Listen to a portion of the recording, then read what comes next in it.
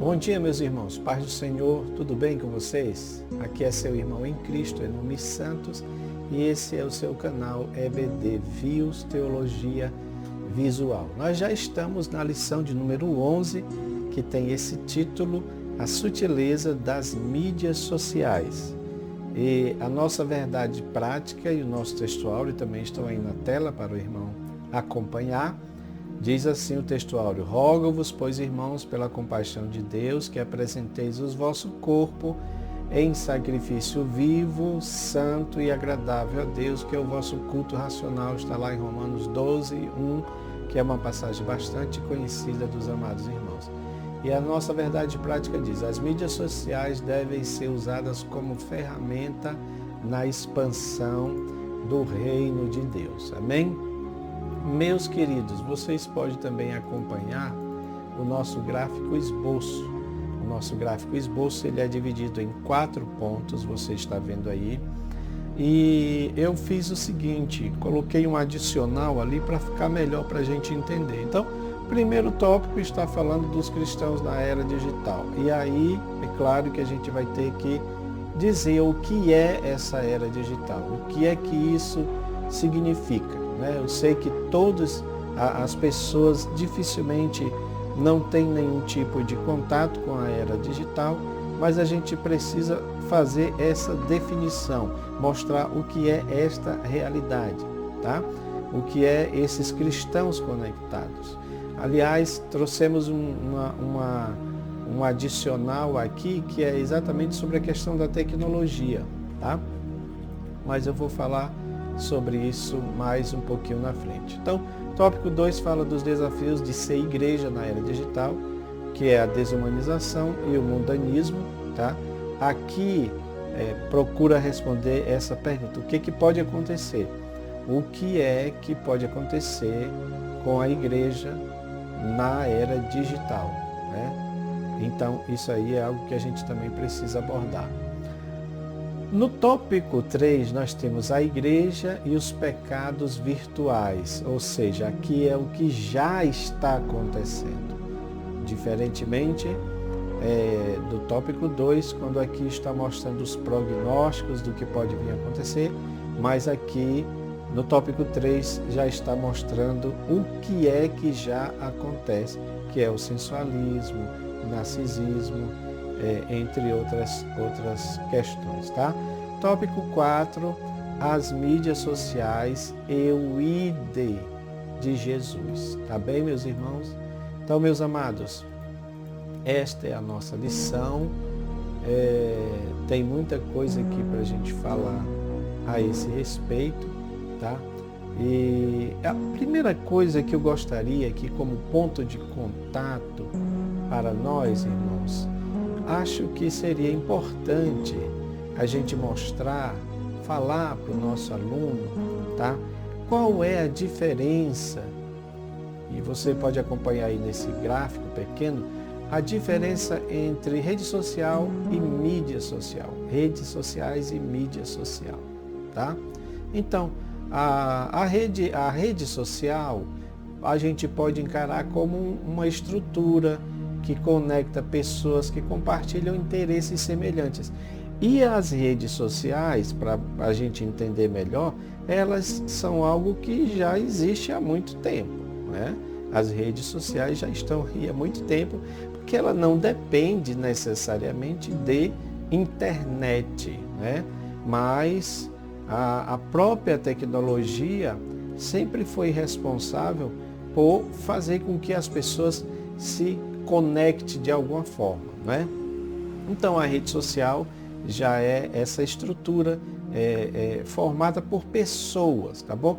Quando a gente vê o conceito de mídia social, então aqui mídia social já está dizendo a relação direta com as tecnologias diferentes que fazem com que as redes sociais existam, ou seja, esse conteúdo que compartilha interesses semelhantes, elas aconteçam no ambiente das redes sociais, que pode ser através de vídeo, através de blog, através das dos aplicativos, né, de relacionamento. Então, tudo isso é as mídias sociais propriamente dita, tá bom? Em última instância, ela também inclui o uso de equipamentos, não é? Porque, afinal de contas, embora eu disse para os irmãos que a rede social ela pode existir independente de internet, porque se nós formos fazer uma aplicação para os dias de hoje, não é? Então, o que acontecia ali com o apostolado, com os discípulos, com Jesus, era uma rede social que tinha um objetivo comum, que era exatamente compartilhar os interesses do Evangelho do Reino de Deus, né? Olha que coisa interessante. Claro que, nesse sentido, eles se utilizavam da própria palavra, da própria exposição da palavra, que era o que Cristo fazia, não é? Este era, digamos assim, um meio comunicacional que Cristo se utilizava.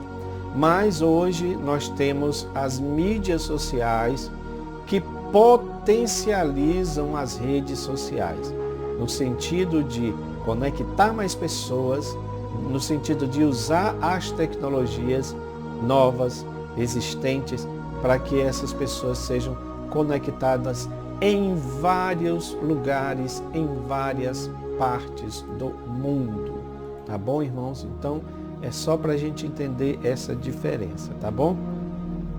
Meus amados, e aqui o tópico 1, que você acompanha aí, está tratando dos cristãos na era digital, e aí entra aqui a realidade do universo online e os cristãos conectados. Eu pediria aos irmãos que nos desse licença para que a gente possa tratar também, porque o comentarista fala sobre ele aqui, sobre esse assunto que eu quero falar com os irmãos, embora ele não dê o nome para isto, tá? Aqui não está claro, porque não era também o interesse de falar diretamente sobre isso. Mas ele está falando sobre isso, né? Que é a questão da própria tecnologia, tá bom, irmãos? Então, a tecnologia, ela é muito importante. E eu quero dizer para os irmãos que nós temos um estudo em slides, tá? Esse estudo chama-se O Cristão e as Novas Tecnologias, buscando equilíbrio. Já ministramos esse estudo em algumas igrejas e foi muito interessante. Então eu quero trazer alguma coisa dele, porque tudo que nós temos hoje aqui enquanto mídias sociais, né, e a palavra-chave que é mídias, né, tudo isso veio com a própria tecnologia. E aí, claro que esse estudo ele é bem abrangente, então nós estamos colocando aqui desde o início da tecnologia, né, começando a partir da definição etimológica. Por exemplo, tecnologia, né, vem do grego tekne, que significa técnica, arte, ofício. É um tratado sobre arte, né, porque logia é tratado. Então é um tratado sobre técnica, sobre arte. Então, a tecnologia também significa o conjunto de conhecimentos, princípios científicos que tem uma aplicabilidade prática a um determinado ramo de atividade. Essa aqui é a definição do próprio dicionário Aurélio, tá bom?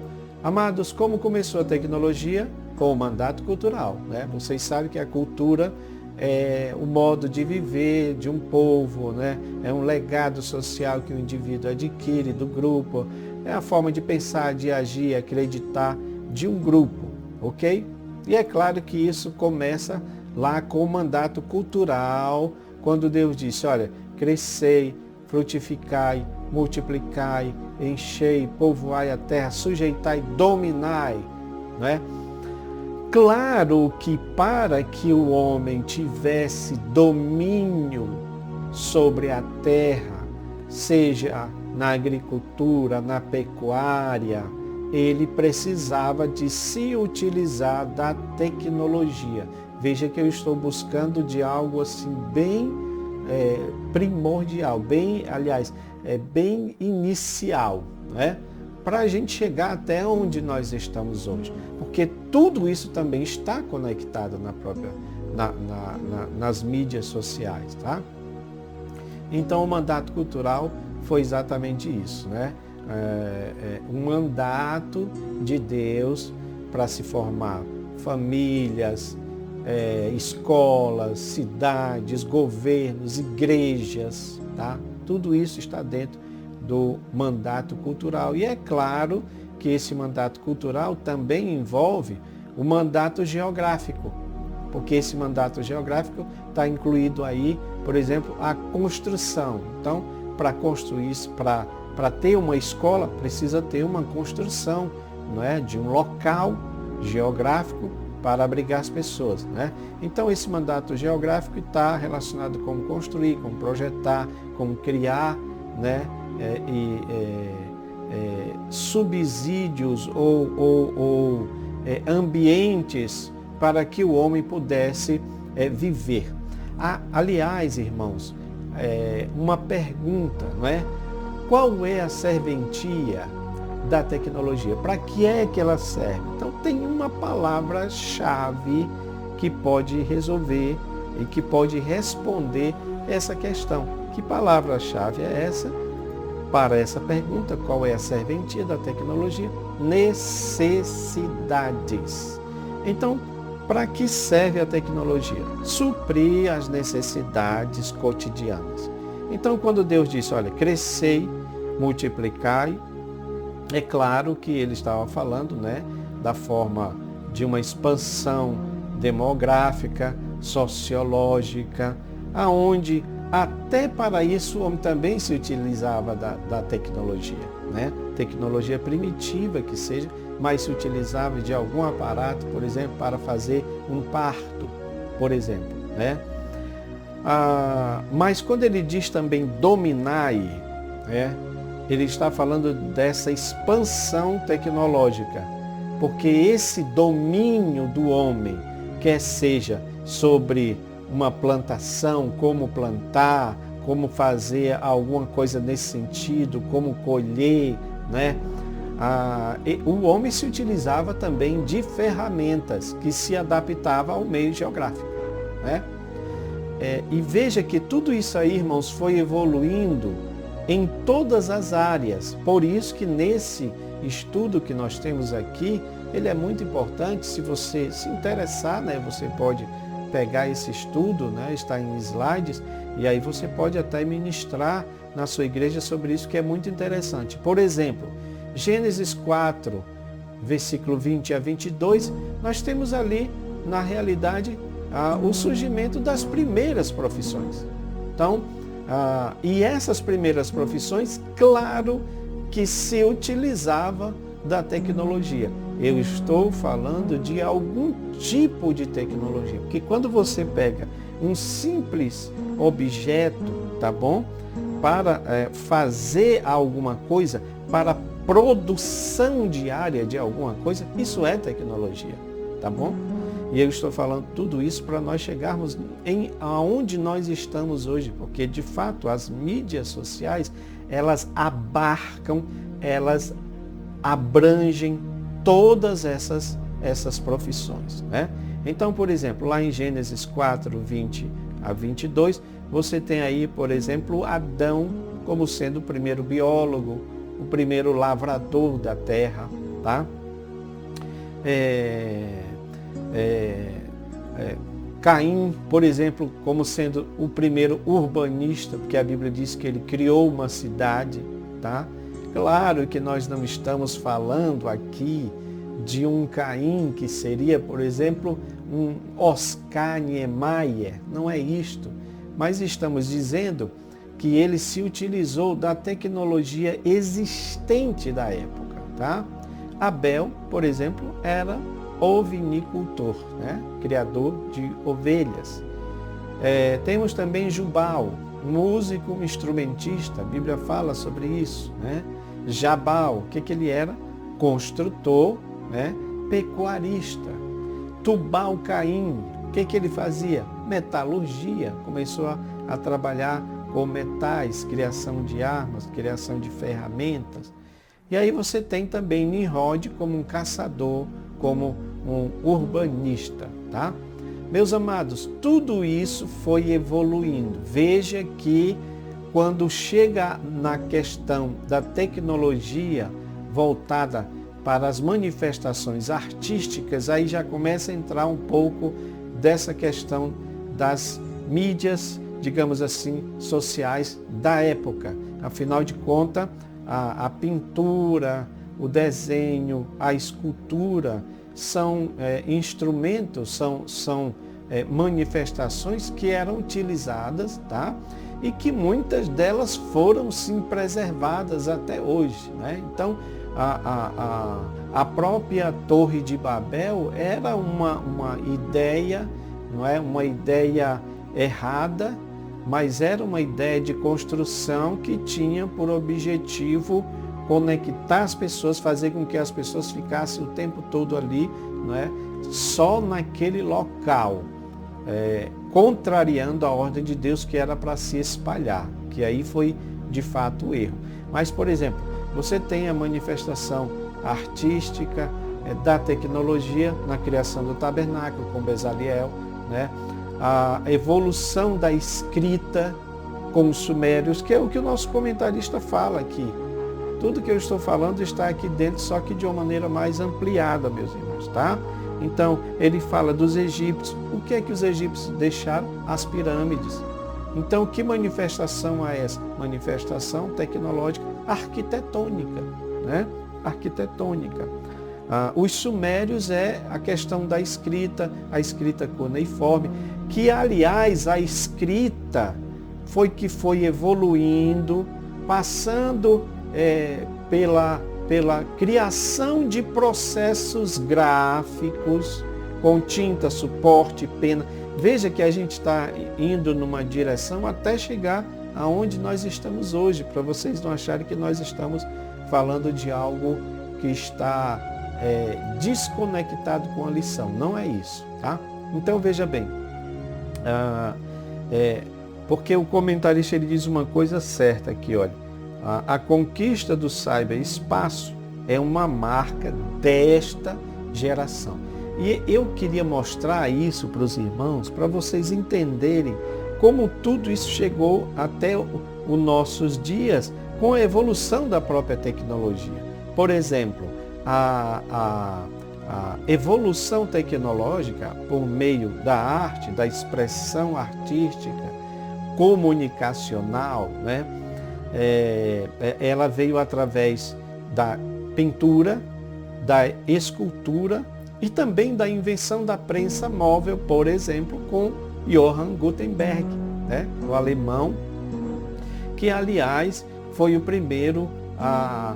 Claro que existe aí uma discussão, né, que diz que os chineses começaram com esse processo, mas ele teria aperfeiçoado Gutenberg, e a prensa móvel, a gente pode dizer assim, foi o início da tipografia, não é?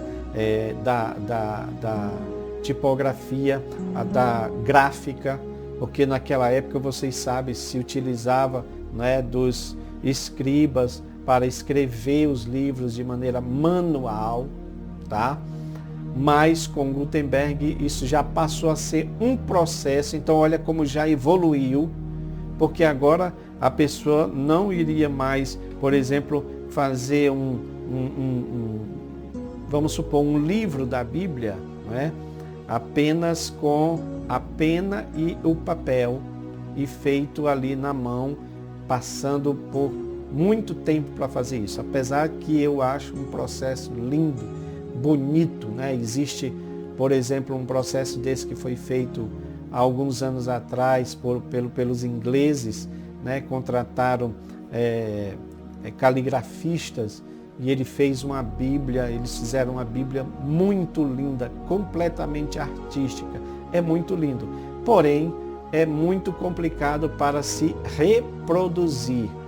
Então, o que Gutenberg fez foi essa reprodução, e foi muito importante porque, inclusive, o primeiro livro que ele imprimiu foi a Bíblia, 200 exemplares da Bíblia, e nesse estudo que nós mostramos, tem aí a foto, né, ainda de uma dessas Bíblias de Gutenberg, tá, irmãos?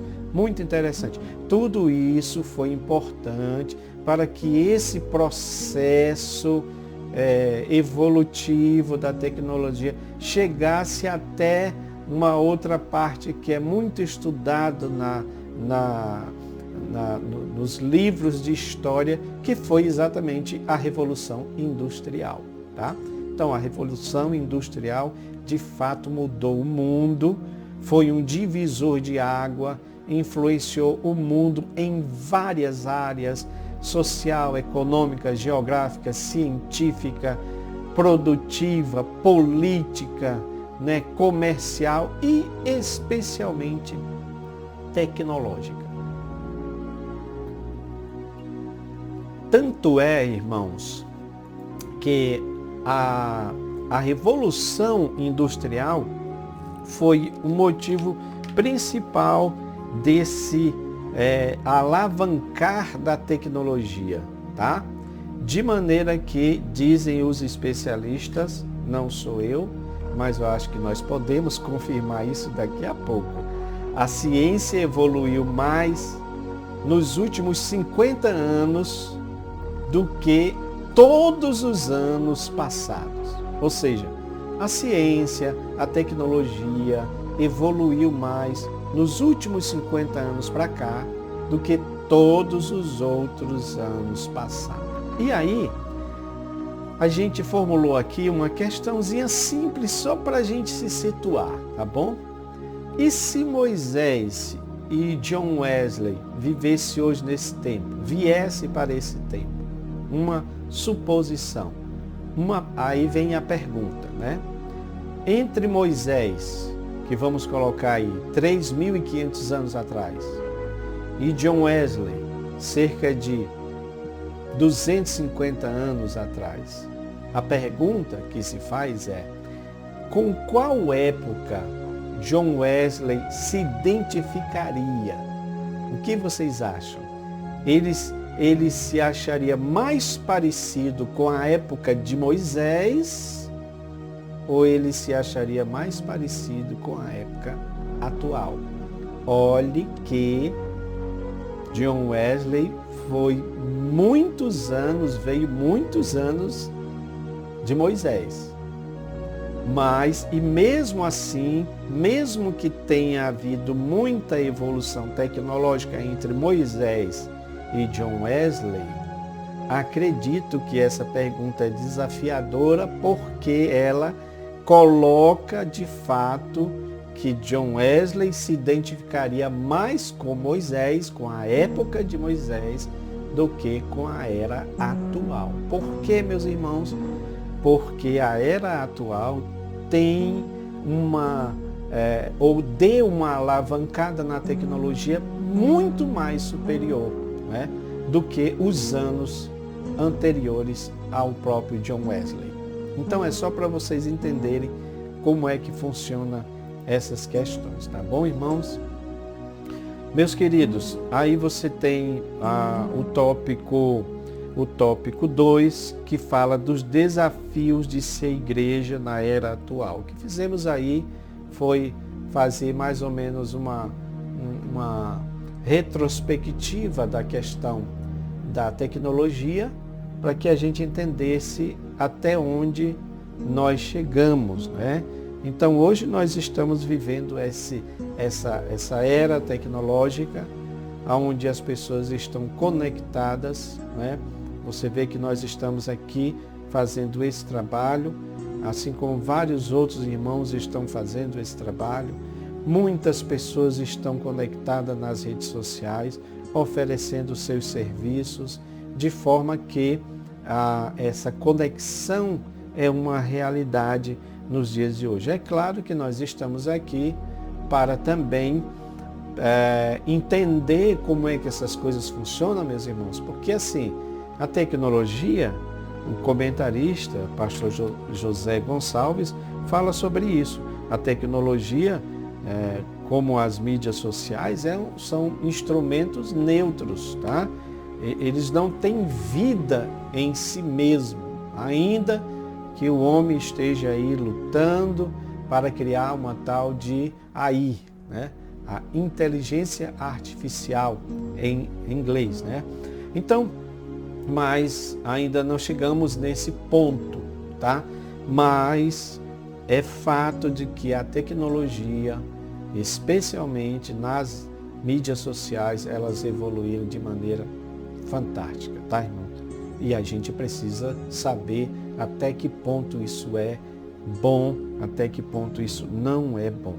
Que é exatamente o que está aí nesse gráfico que você está vendo, tá? Os desafios de ser igreja na era digital.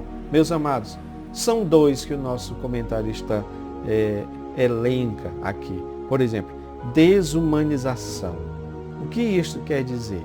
Quer dizer que as pessoas estão deixando de ser humanos para ser mais cibernéticos. Seria isto? Porque na realidade, quando nós adentramos nas mídias sociais, na tecnologia, na internet, então é claro que isto está tomando um tempo exagerado de nossas vidas, né? E isso cria, eu posso colocar aqui também, além dessa desumanização, um distanciamento, um isolamento. Porque, e nós vimos isso na época da pandemia, né? Os irmãos fazendo seus cultos online, nós aqui na nossa comunidade, Congregação Rocha Eterna, em Ananindeua, Pará, fizemos culto online, mas apesar de ser importante ver os irmãos, conectar com os irmãos, não foi algo assim que agradou de certa forma os nossos corações. Por quê, irmãos? Porque, como diz o comentarista, ser igreja envolve contato. A gente gosta de abraçar, não é? A gente gosta de dar a mão. A gente gosta de olhar olho no olho. É assim. Nós fomos feitos desta forma. Nós não fomos feitos como robôs, não é? Que a gente vê nos filmes, nas séries. Não, meus irmãos. Nós fomos feitos para estar todos conectados, como se fosse realmente o corpo de Cristo. E isto se manifesta de maneira real, visível, palpável, é algo que o cyberespaço não proporciona, embora estão falando aí de igreja no metaverso, já é uma novidade, porque, meus amados, quando a gente trata da questão tecnológica, especialmente da midiática, há uma outra palavra que eu ouvi na faculdade, de fato eu não tinha prestado atenção nessa palavra, mas é algo interessante, né? Chama-se obsolescência, ou seja, a atualização dos programas, das tecnologias, elas são tão rápidas que, de fato, um programa que foi lançado ontem, hoje ele já pode estar obsoleto. E isto exige de nós uma atualização constante. É claro que eu sou avesso a isso, apesar da nossa área estar ligada com a área digital, porque eu mostrei aqui para os irmãos que a prensa de Gutenberg foi um marco nessa área, não é? Veja que antes eles faziam tudo na mão, mas hoje você tem a imprensa para fazer isso, as gráficas para imprimir. Isso é ótimo. Mas até esse mercado, ele também está sofrendo com isso. Porque se antes você fazia muito material promocional para as empresas, cartões de visita, panfleto, folders e outras coisas assim. Hoje essa realidade já está mudando. Por quê? Porque o mundo virtual, né, as redes sociais estão investindo pesadíssimo nas propagandas. Não tem um aplicativo que você não baixe, que você não abra, que não tenha uma propaganda. Então está desse jeito, está assim, desta forma, né?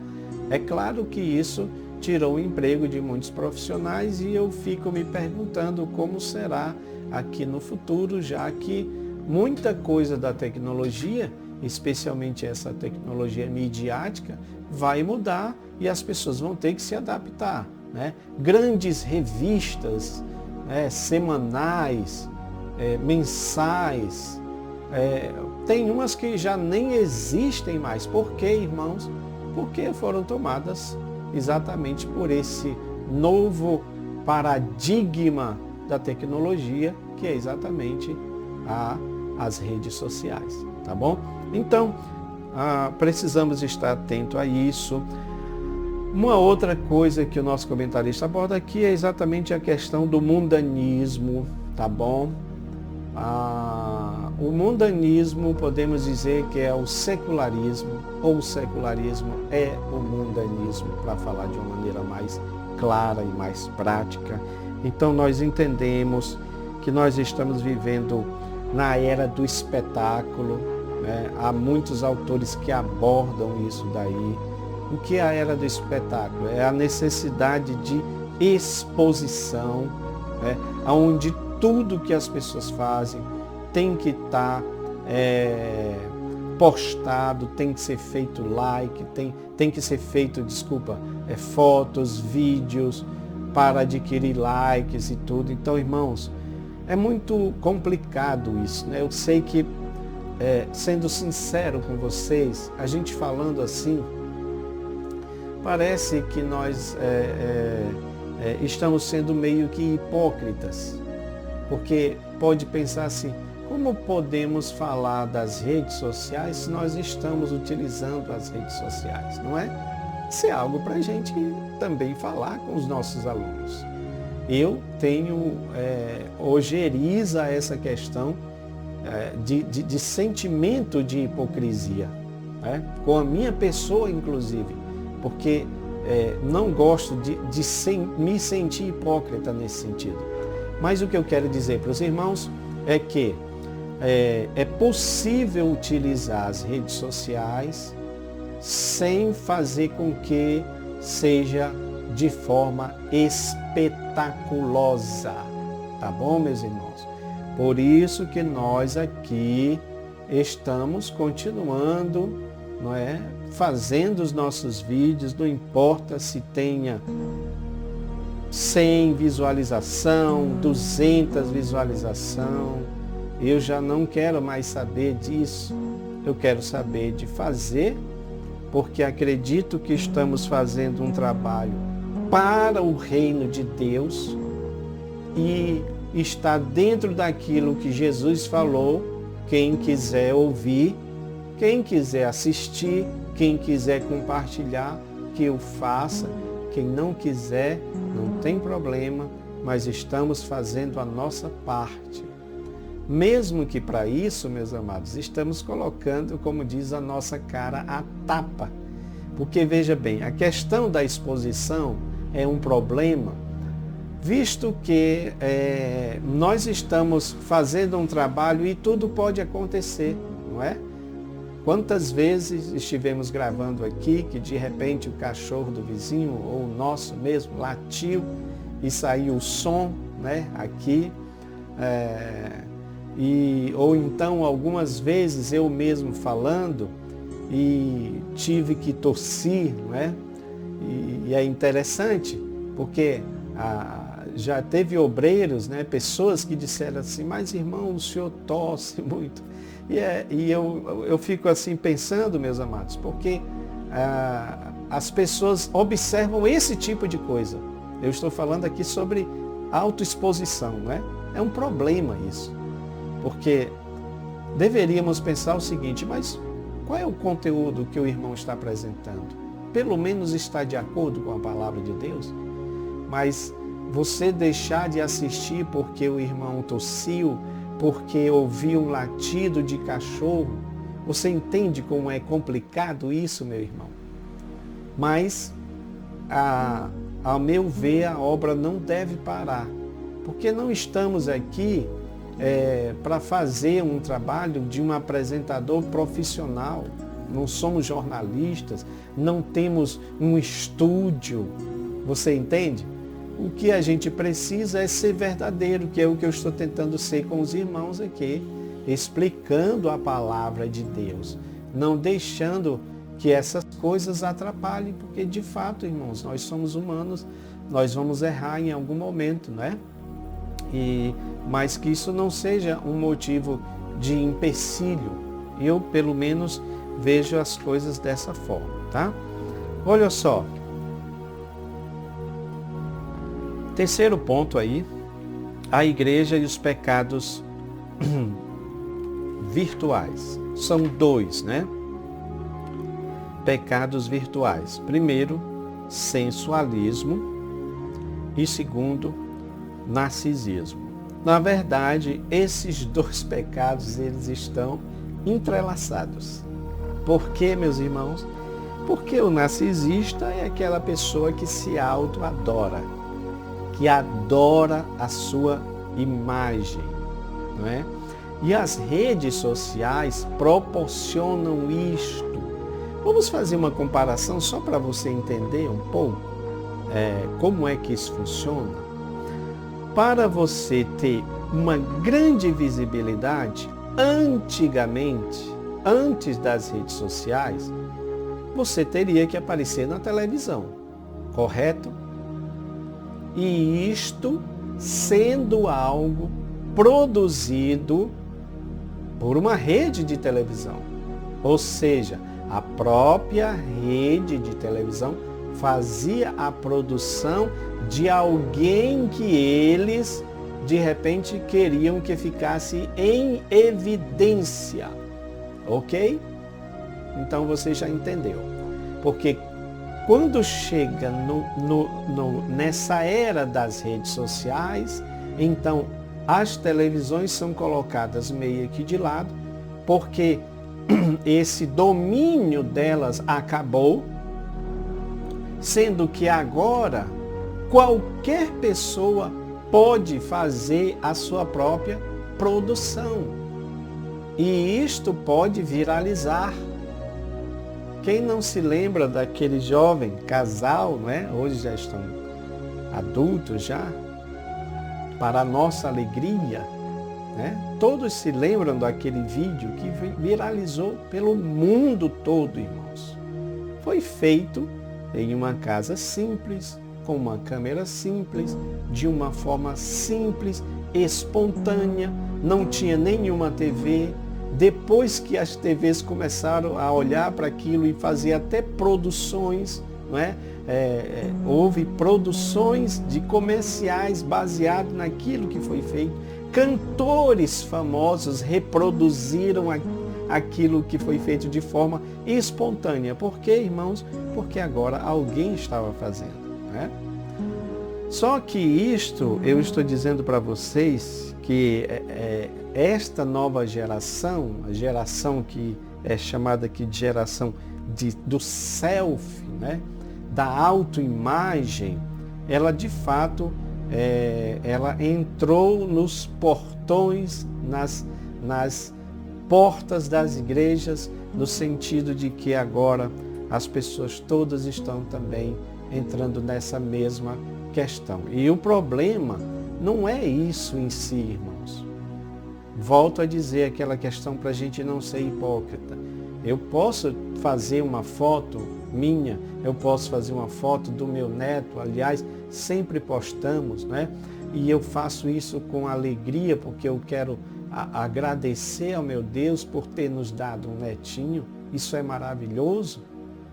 Mas é claro que eu preciso ter algumas restrições, eu não posso colocar qualquer coisa. Então, muitas vezes isso acontece com crentes que se portam de qualquer forma. Aí entra a questão, de fato, do sensualismo, né? Às vezes não se tem noção, eu acho que muitas vezes estão perdendo, irmãos, essa noção do que é certo, do que é errado, tá bom? E é claro que o comentário aqui é só sobre essas duas coisas, mas tem muitas outras coisas que se poderiam incluir aqui. Por exemplo, quando se fala de fofoca, quando se fala de difamação, quando se fala de dissensão, de contenda. As redes sociais estão cheias de contenda, principalmente na questão política, meus irmãos. Não é? De forma que você não pode, às vezes, colocar um comentário, tá bom? Que é a sua opinião em uma rede social, em um espaço da rede social que foi dedicada para você, porque você fez, é a sua página, mas tem aquele camarada lá que acha, você não tem que colocar isso aqui, senão, se você quiser colocar, coloque em outro lugar ou não coloque. Tem gente que já fez isso. Mas como assim se aquele espaço é meu? Eu não entro na timeline de alguém para provocar aquele irmão, né? E recebo e vejo as postagens que muitas delas eu não concordo, mas eu não vou provocar. Porém, outros não entendem isso e já provocam. Então, essa seria uma parte que a gente precisava também atentar para isso. Meus amados, para nós chegarmos aqui na parte 4, para encerrarmos, né? As mídias sociais e o ID de Jesus. O nosso comentarista colocou aqui uma coisa muito interessante, que aliás está no livro, tá, irmãos? No livro de apoio. Porque a verdade é que nós deveríamos ter as mídias sociais como uma ferramenta para levar o ID de Jesus. Nesse sentido, ela é uma seara virtual, né? Existe aí um pastoreio que também pode ser feito dessa forma virtualmente, né? E eu gostei muito aqui quando ele cita uma pessoa chamada, uma irmã, né, Wanda de Souza Machado, onde ela fala do cumprimento do ID de Jesus. E ela faz assim, o ID de Jesus daquela forma, né? O I, o D, o E, né? Como você pode perceber aí. Então o I seria idealizar, que é na realidade a primeira etapa do plano de comunicação. Se você quiser fazer algo bem organizado nas redes sociais, se você quiser, por exemplo, ser um evangelista das redes sociais, né? Um pregador, um evangelizador nas redes sociais. Então, a ideia da nossa irmã é essa primeira etapa. Você vai levantar ideias de como seria o ministério, de como seria a comunicação, você vai analisar o estado atual e onde deseja chegar com as ações planejadas. Esse é o idealizar, né? É o projetar, digamos assim. O D é de desenvolver, né? É um acróstico, né, irmãos? É o ID de Jesus, o ID. Então, o I de idealizar, o D de desenvolver, ou seja, esse desenvolver é sair da parte das ideias e partir para a prática. Então, é o desenvolvimento, onde vai ter o plano de comunicação montado, né?